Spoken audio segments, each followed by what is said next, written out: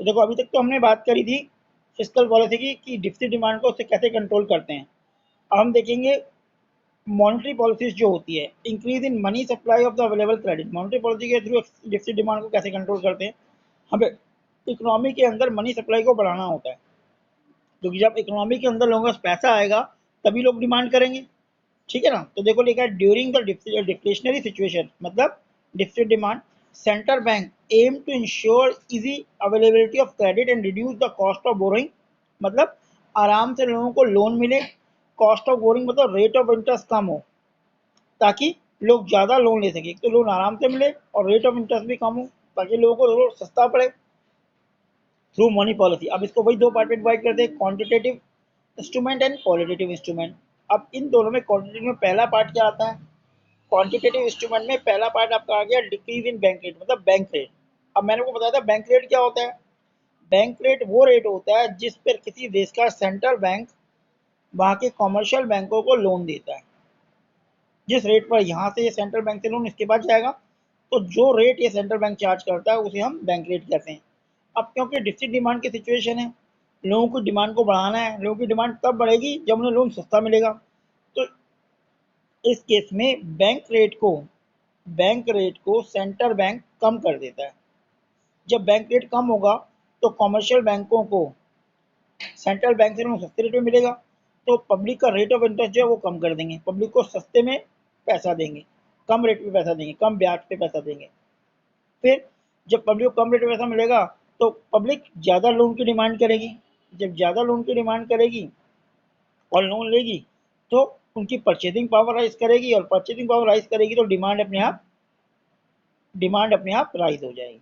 तो इसका मतलब बैंक रेट को कम करके जिससे डिमांड को कंट्रोल किया जा सकता है।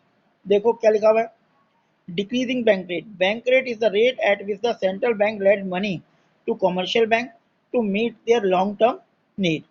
During deflationary deficit demand, the central bank reduce the bank rate in order to expand credit. Expand credit का मतलब क्रेडिट को बढ़ाने के लिए। जब वो अपने बैंक रेट को कम करेगी तो क्रेडिट अपने आप बढ़ जाएगा। माना सेंट्रल बैंक 10% पर इंटरेस्ट दे रही है, उस टाइम पब्लिक 50 करोड़ की डिमांड कर रही है। अब रेट कम करके 5% कर दिया तो हो सकता है 100 करोड़ की डिमांड हो जाए, क्योंकि 10% रेट पे कई लोग लोन लेने को तैयार नहीं होंगे, महंगा पड़ रहा है। जब रेट कम होगा तो कई लोग उसमें आ जाएंगे, तो उससे क्या होगा, पब्लिक में क्रेडिट एक्सपेंड हो जाएगा and it led to fall in the market rate of interest which induce people to borrow fund. भाई रेट ऑफ इंटरेस्ट कम होगा तो लोगों को इंड्यूस मोटिवेट करेगा कि भाई वो लोन ले। It ultimately led to increase in aggregate demand, इससे डिमांड अपने आप ही राइज कर जाएगी। पढ़िए यहाँ। अब जैसा कि हम जानते हैं, रेपो रेट मैंने बताया था, जैसे बैंक रेट होता है वही वैसे ही रेपो रेट होता है। बस बैंक रेट रेपो रेट में डिफरेंस क्या होता है, उसमें सिक्योरिटी चाहिए होती है, उसमें सिक्योरिटी नहीं चाहिए होती, और ये शॉर्ट टर्म होता है। बस बात वही है, रेपो रेट भी वही है जिस रेट पर सेंट्रल बैंक कॉमर्शियल बैंकों को लोन देता है, तो इसकी ट्रीटमेंट भी सेम ऐसी होती है। हम रेपो रेट को डिक्रीज कर देते हैं। Repo rate is the rate at which the central bank led money to the commercial bank to meet its short term needs. During deficit demand, the central bank decrease the repo rate to expand credit. Credit को बढ़ाने के लिए repo rate को कम कर देता है। It led to fall in interest rate. इससे क्या होगा कि बस सेंट्रल बैंक ने कॉमर्शियल बैंकों के लिए रेट कम किया तो commercial bank rate of interest कम कर देगा पब्लिक के लिए, which induce people to borrow, जो लोगों को मोटिवेट करेगा, इंड्यूस करेगा कि ज़्यादा बोरो करें, more fund and help to increase in aggregate demand, जिससे एग्रीगेट डिमांड राइज कर जाएगी। आगे ओपन मार्केट ऑपरेशन आता है। ओपन मार्केट ऑपरेशन में मैंने बताया था कि सेंट्रल बैंक अपनी सिक्योरिटीज को परचेज और सेल करता है, क्योंकि डिफिसिट डिमांड की कंडीशन है, पब्लिक के पास ज़्यादा मनी सप्लाई नहीं चाहिए। तो इस कंडीशन में जो सेंट्रल बैंक होता है वो कॉमर्शियल बैंकों से उनकी सिक्योरिटी को परचेज करेगा। अब सिक्योरिटी क्या होती है, जस्ट लाइक शेयर डिवेंचर मान लो फिलहाल, एक इन्वेस्टमेंट इंस्ट्रूमेंट होता है।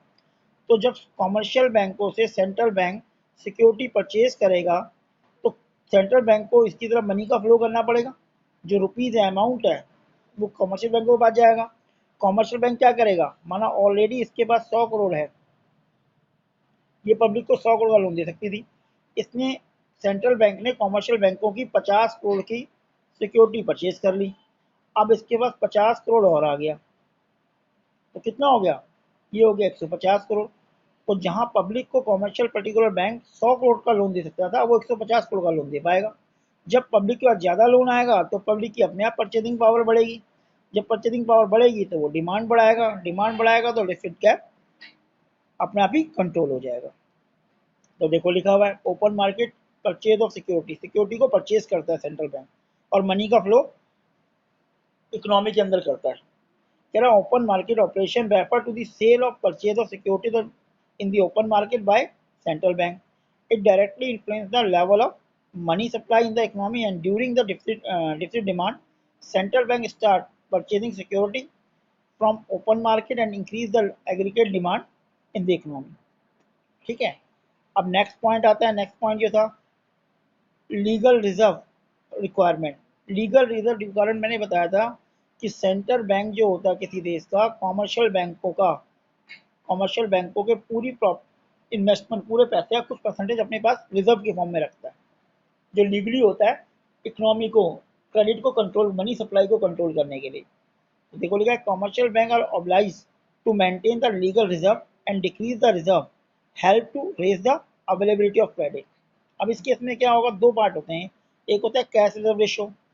कैश रिजर्व रेशो क्या होता है, it is a minimum percentage of net demand and time liability to keep the commercial bank with the central bank, कि जो मिनिमम अमाउंट कॉमर्शियल बैंकों को सेंट्रल बैंकों के पास अपने टोटल अमाउंट का, टोटल पैसे का जमा करना होता है। अब इसका एग्जांपल लेके चलते हैं। सपोज करो जो CRR है, कैश रिजर्व रेशो, वो 10% या 20% है। इसका मतलब क्या हुआ, इसका मतलब हो गया कि इंडिया का RBI है और कॉमर्शियल बैंक ले लो HDFC। माना HDFC के पास टोटल जो वर्थ है लोन के लिए वो 500 करोड़ है, वो पब्लिक को 500 करोड़ दे सकती है। अब क्योंकि 20% कैश रिजर्व रेशियो है तो 20% इसका फ्लो इस तरफ आ गया, तो 100 करोड़ तो इसके पास आ गए। तो पब्लिक को देने के लिए कितने बचे उसके पास, 400 करोड़। अब अगर गवर्नमेंट इस रेशियो को कम कर देती है, माना इसको 5% कर देती है, तो अब 100 करोड़ नहीं आएंगे, केवल इसके 25 करोड़ यहाँ जाएंगे और बचेंगे 475 करोड़, जहाँ पहले कितने बचे थे, 400। तो इससे क्या हुआ, कॉमर्शियल बैंक को ज़्यादा पैसा आएगा, तो कॉमर्शियल बैंक पैसा अपने पास नहीं रखता, वो लोन की फॉर्म में पब्लिक को देगा। तो पब्लिक के पास कंपेयर टू दिस 75 करोड़ ज़्यादा जाएगा। जब पब्लिक में 75 करोड़ ज़्यादा जाएगा तो अपने आप डिमांड राइज हो जाएगी। तो इसके थ्रू हम करते हैं। सेकेंड आता है स्ट्रेचरी लिक्विडिटी रिक्वायरमेंट। इसका मतलब क्या होता है, CRR में तो सेंट्रल बैंक कहता है कॉमर्शियल बैंकों को कि भाई तुम अपनी इनकम का पर्टिकुलर परसेंटेज हमारे पास जमा करो, लेकिन SR में कहता है कि आपको अपनी प्रॉपर्टी का पर्टिकुलर परसेंटेज अपने पास ही हर टाइम रखना पड़ेगा। पहले में तो अपने पास मंगवा रहा है, दूसरे में कह रहा है अपने पास ही रखो, 20% अपने पास ही रखो, मतलब पब्लिक को नहीं दे सकते। तो वही बात होगी, पब्लिक के पास पैसा नहीं जा रहा है। एक केस में वो पैसा अपने पास मंगा रहा है जिसे हम CRR कहते हैं, दूसरे में कह रहा है कि तुम्हें अपने पास रखना पड़ेगा, सारा पैसा लोन के फॉर्म में नहीं दे सकते। तो इसको भी कम करके हम लोन के अमाउंट को बढ़ा सकते हैं। अगर हम इस अमाउंट को कम कर देंगे, रेशो को कम कर देंगे, तो वही वही बात होगी कि माना 400 था इसके पास, कॉमर्शियल बैंक के पास 400 करोड़ था, उसने कहा 20% अपने पास रखोगे, तो 80 करोड़ से अपने पास रखना पड़ रहा था, 320 करोड़ पब्लिक को दे सकता था। अगर वो उसको रिड्यूस करके 10% कर देगा तो 40 रह जाएगा और यहाँ बढ़ जाएगा। तो इन दोनों रेशो को कम करके हम पब्लिक में मनी फ्लो बढ़ाते हैं, और जब पब्लिक में मनी फ्लो बढ़ता है तो ऑलरेडी डिमांड राइज करेगी। ठीक है, एक बार पढ़